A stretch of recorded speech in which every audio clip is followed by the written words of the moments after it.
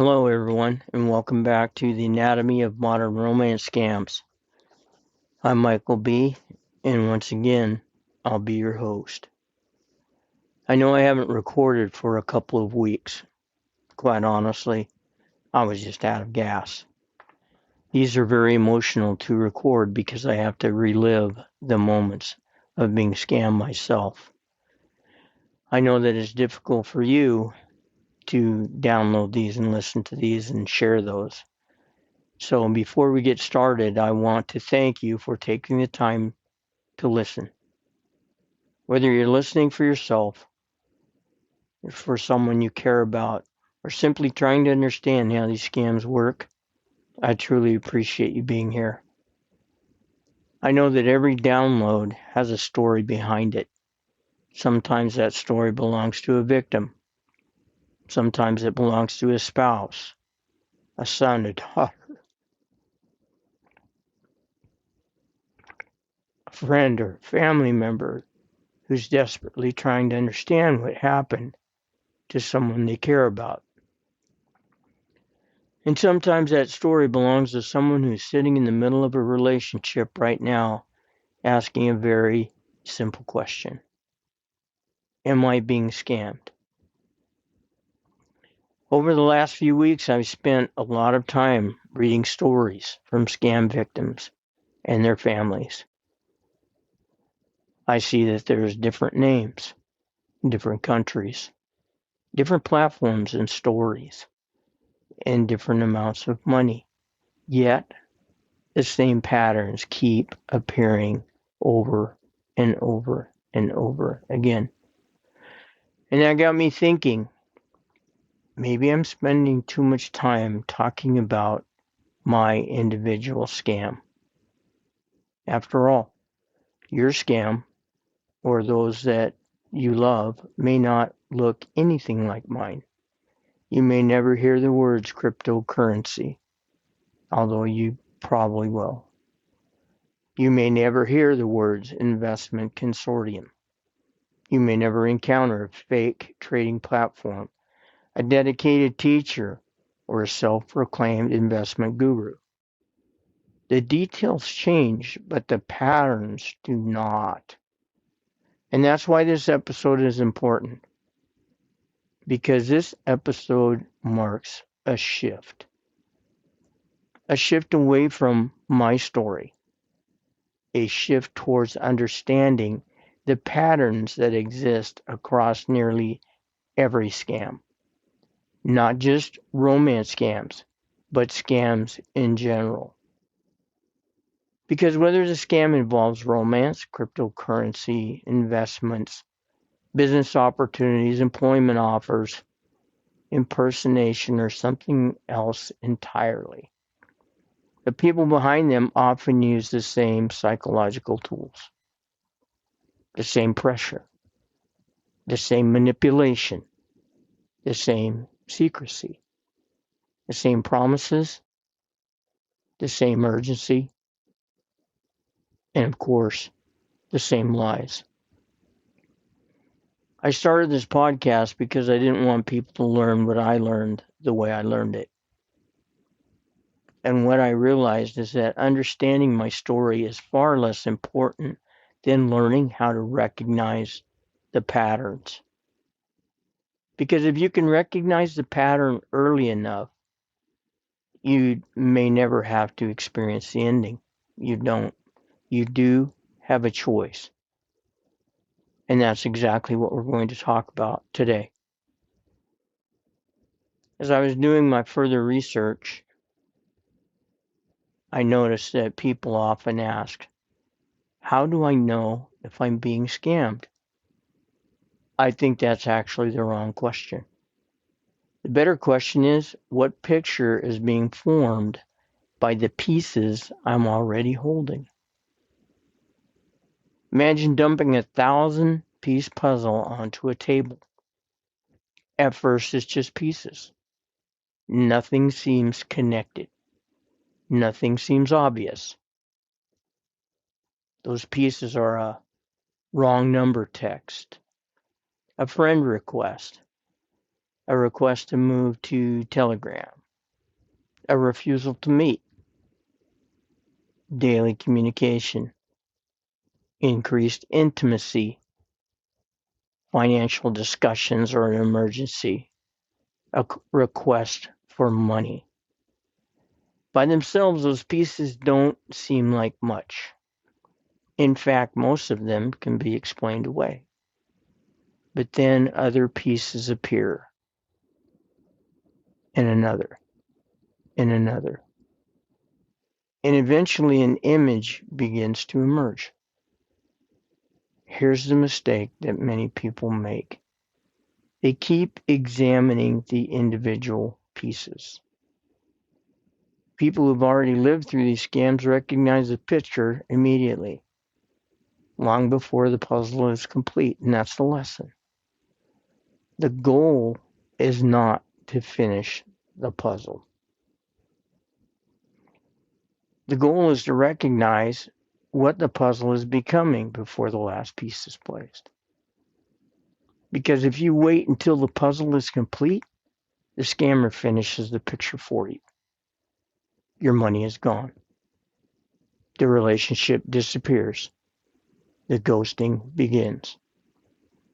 And the image you've spent months building turns out to be something entirely different than what you thought you were creating. That is exactly what I saw while reading story after story after story. People asking, am I being scammed?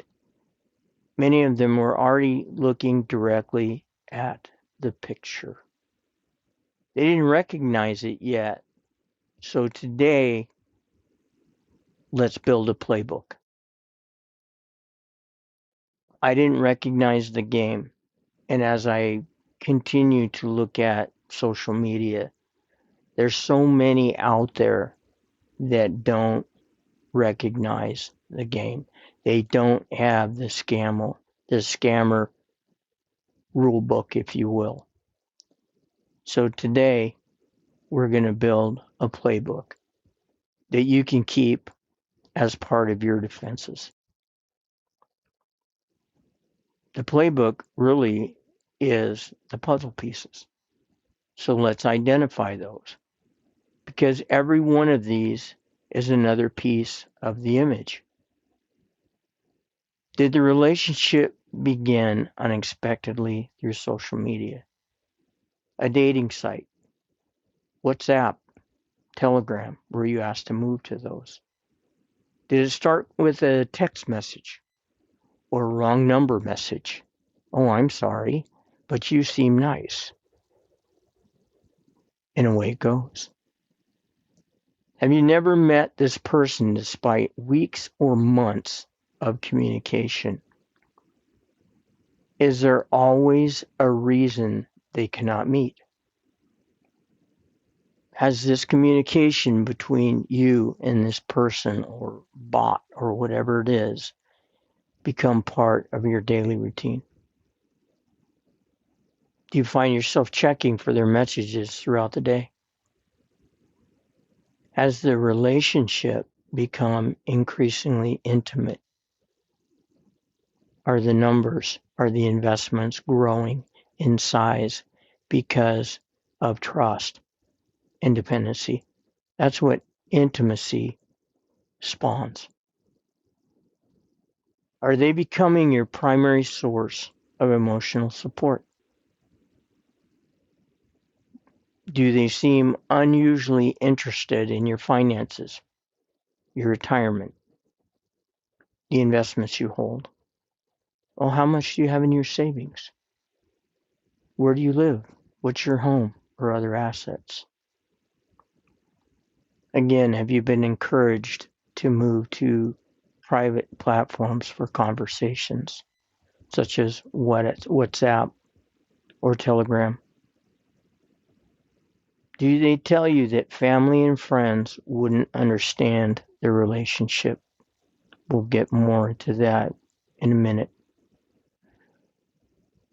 This was a big one for me. Are you hiding the relationship from the people who care about you? I used to freely give my phone to my family because I had nothing to hide.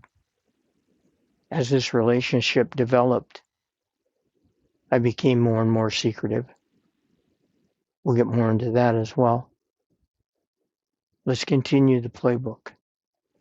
Have you started defending the relationship when others express concern? That's a big one that I see. Families approaching people who've been scammed and they just can't identify. They don't think they're being scammed. And sometimes, even though the family's proven that they're being scammed, people still continue. You know why? It's because of the depth of the emotional involvement from the person being scammed. That's all engineered. Back to the playbook. Do you occasionally stop and think, what in the hell is going on here? Only to have those concerns disappear the next time you're in contact with your scammer, with that person. Are they able to explain those away? Let's continue. Have they introduced investing, cryptocurrency trading, business opportunities, or financial advice? Have they offered to teach you how to do that, how to invest? Remember what the FBI told me. No one can teach you cryptocurrency investing over the internet. That should be the first thing in your playbook.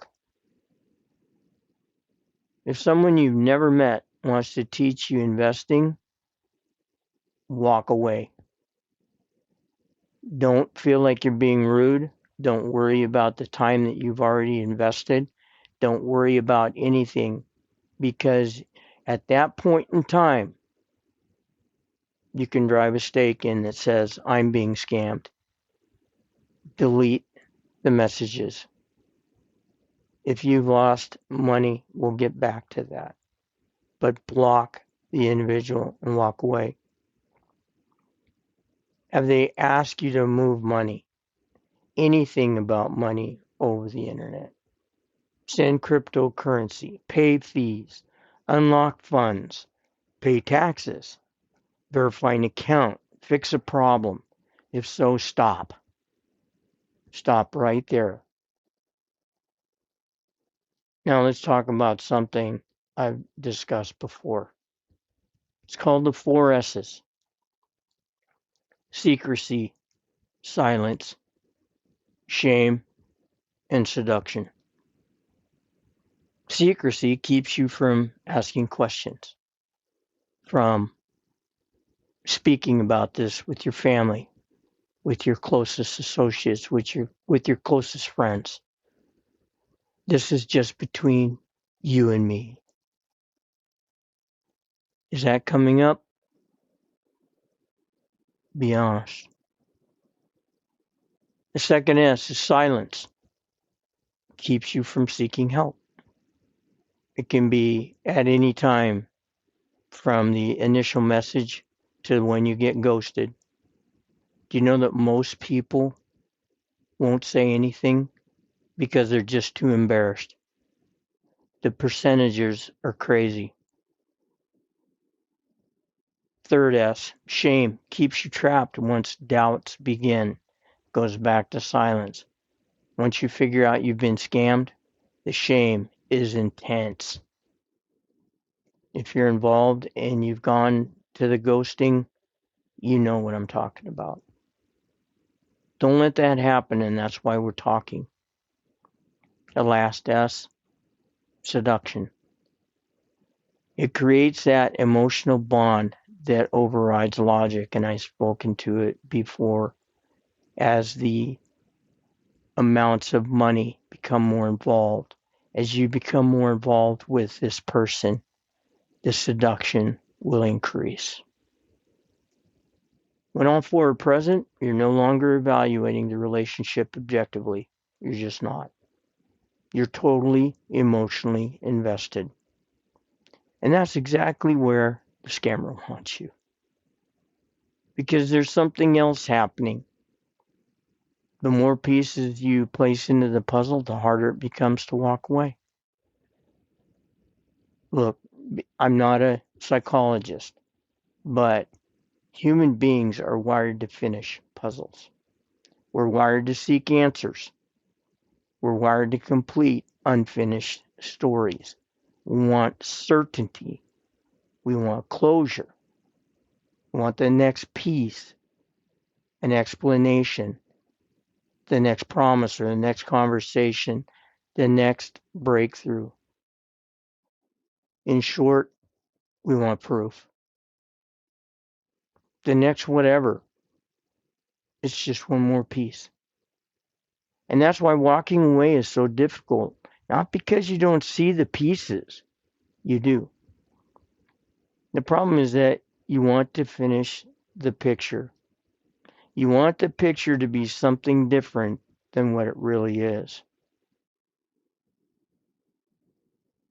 And before I go further, let me give you something else. And this is critical. I call it the 15-30 rule. You're not going to find it in any book. I don't think it's even in my book. It's just something that I've come to the realization of since I've been in the middle of this. Now, what is that? What is that 15-30 rule, Michael? I'm going to give it to you. 15 seconds of prevention can save you 30 years of heartbreak. Or if you're my age, whatever time you have left. 15 seconds. That's all it takes to stop and ask. What if this isn't real? What if I showed these messages to someone I trust? What if I slowed this down? Got a second opinion? Really, 15 seconds of prevention can save years of financial loss, emotional trauma, damaged relations, and regret. And here's the most important thing I hope I will say today. You don't need every piece. You don't need the completed puzzle. You do not need certainty, and you don't need absolute proof. You only need enough of the picture to recognize what you're looking at. I don't encourage you. I don't want to beg you. But I will say, protect your money. Protect your retirement. Protect your future. Never invest because of a relationship. Never send money because of that relationship. Never borrow against your home because of that relationship. Let me repeat that one. Never borrow against your home because of a relationship. Never send additional money to unlock money that is tied up. That's just, it's another building block. Oh, if we get past this step, we'll be fine. Oh, if we get past this step, we'll be okay.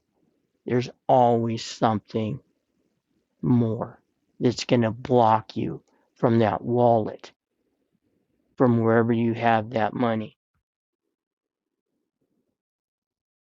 Never keep financial transactions secret from the people you care about. Really, the sooner you recognize the picture, the less of the aftermath you will have to live through. So deleting the messaging, blocking whoever it is, and walking away is not finishing the puzzle. It's having the courage to put the pieces back in the box before the picture is complete.